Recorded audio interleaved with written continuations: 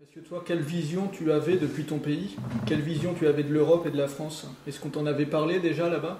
Oui, parce que quand je suis parti à 12 ans dans la rue pour chercher de quoi manger et venir en aide à la famille, il y avait des touristes qui venaient et parce que j'ai jamais été à l'école, donc je m'approchais aux touristes pour on m'aide à lire et à écrire mon nom et tout. Donc c'est comme ça que j'ai appris à parler français, à écrire.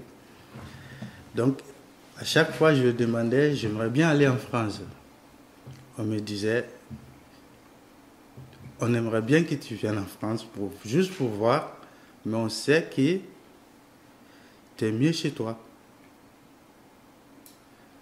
Et je disais, ben non, la France, il y a tout. On a du travail là-bas et on gagne beaucoup de sous là-bas et tout. On me disait, non, c'est pas vrai, c'est pas la réalité. C'était les touristes français? C'était les touristes français qui me disaient ça. Ils me disent, reste ici à faire des projets chez toi et on pense que tu seras bien chez toi. La France, ça va pas être facile. Alors là, pour revenir un petit peu sur Cavaillon, donc tu es actuellement dans un hébergement d'urgence. Oui. Et donc ça veut dire que tu as composé le 115. Oui. Donc une période qui a été un peu plus compliquée dans ta vie, où tu avais besoin d'une mise à l'abri, tu avais besoin d'un logement, enfin tu avais besoin d'une chambre, un lieu aussi pour t'apaiser, pour pas être dehors. Donc tu as appelé le 115. Alors qu'est-ce que tu as ressenti quand tu as appelé le 115? Avant d'aller pour appeler la 115, et j'ai eu vraiment du mal parce que j'avais déjà appelé et il n'y avait pas la place. Et j'étais désespéré parce qu'il faisait froid et j'avais rien, pas de veste et tout. C'était compliqué. Et quand j'allais baisser les bras et rester dans la rue, et j'ai croisé un ami déjà, que j'aimerais bien le revoir pour dire ce qu'il m'avait dit, ça a été fait, comme il m'a dit. Il m'a dit, allez fonce, allez voir la CCAS, comme on dit, et j'en suis sûr que tu ne dormiras pas dehors aujourd'hui. J'avais des doutes. Mais il disait, non, vas-y, tu ne vas pas dormir dehors, vas-y et tout. Quand je suis allé, j'ai été accueilli par une dame qui m'a dit d'appeler 115. J'avais pas ni téléphone pour appeler. Donc, elle m'a regardé. Elle m'a dit, ok, je vais appeler pour vous. Donc, elle a appelé 115. Je crois 10 minutes après, il m'a donné une adresse en me disant, monsieur, on vous attend à 16h30, il y a une place pour vous. Tellement que j'étais content, je n'ai pas pu montrer à la dame que ce que elle venait me dire, comment ça m'a fait plaisir, quoi. Donc là, je suis arrivé ici, le village. J'ai été bien accueilli. Déjà, j'ai été accueilli par M. Camille. Voilà, et tout le monde a été sympa. Quand je suis arrivé, tout le monde est sympa et tout. Je ne croyais pas. Je ne croyais pas que quand il m'a montré la chambre, que c'est à moi. Vous pouvez rester ici, dormir là, et tellement que j'étais content. Et je me suis enfermé dans la chambre, j'ai commencé à danser, à rire et tout. Voilà, parce que je ne m'attendais pas. Parce que j'avais tout perdu.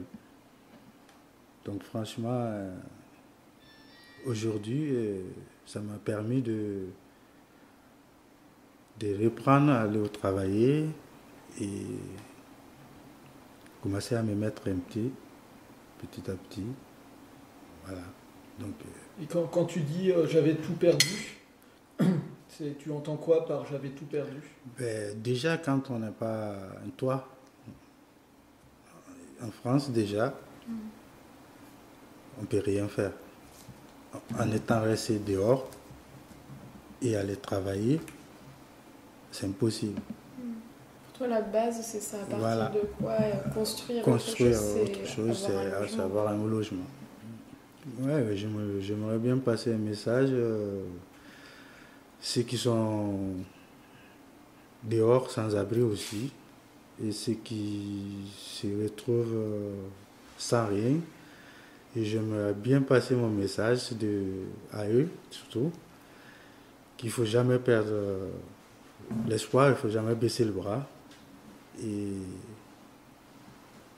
même si c'est dur, il faut aller envers les gens. Tu peux tomber sur des biens, tu peux tomber sur... Voilà, mais il faut y aller. Parce qu'en restant enfermé soi-même, on n'arrivera jamais à s'en sortir. Parce que, comme il me disait mon père, un seul doigt ne peut pas ramasser un caillou. Il faut en deux ou plusieurs pour pouvoir ramasser un caillou par terre. Donc, ça c'est ma force. Ça c'est une très belle formule, effectivement. C'est un adage, une expression qui est très belle. Et est-ce que tu as des expressions comme ça qui te suivent, des citations qui te suivent, en fait, ou des poèmes ou des chansons que tu aimes, parce que ça raconte un peu de ton histoire? Oui, il y a une chanson déjà qui me touche beaucoup. Et même quand je n'ai pas envie d'aller au travail, je me trouve fatigué, ou quelqu'un me parle mal au travail ou quoi que ce soit, je commence à chanter cette chanson parce que c'est une chanson qui m'a... C'est une chanson que ma mère me chantait toujours jusqu'à le jour que je l'ai accompagnée son dernier jour. Donc cette chanson j'aime trop et ça me donne le courage et d'avancer pour m'en sortir. Parce que cette chanson ça parle de mon enfance et mes parcours qu'elle me chantait sa chanson. C'était une chanson qu'elle avait créée, enfin c'était sa chanson, c'était une chanson connue. Non, c'est une chanson connue, un chant connu elle aimait me répéter ça quand j'étais avec elle. Donc, mon premier voyage que j'ai fait en France, je suis retourné. Le premier regard, elle a commencé à chanter ça. Et on venait en courant pour se retrouver. Quoi. Elle me chantait ça, j'avais mes bagages et tout. Comment elle s'appelle cette chanson? Cette chanson, ça veut dire Fantagna. Fantagna. Fantagna. Fantagna, ça veut dire la pauvreté. Je chantais.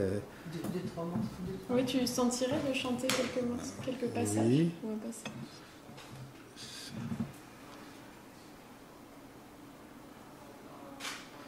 Fantanya aumalo, Fantanya tesiae, bolokoloya aumado, bolokoloya tesiae. Fantanya pecado, Fantanya tesiae, bolokoloya pecado, bolokoloya tesiae. Daka, la cinema daka kayala, daka yo daka. Ali jire dena dakan beyala, dakan yo dakan, asita gino dena dakan beyala. Fantanya aumado, Fantanya tesiae, bolokolo ya bekado, bolokolo ya tesiae. Voilà. C'est juste un début. C'est ce qu'elle me chantait.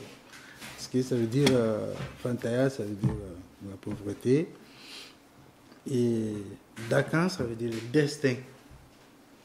Mon fils, il marche avec son destin. Là où partout il va, c'est son destin qui le guide. Il ne faut jamais penser que la pauvreté, c'est un nom de famille. La pauvreté, ce n'est pas un nom de famille. Donc là où il va, mon fils, pense que je suis avec toi. Tout ce que tu fais, on est fiers de toi.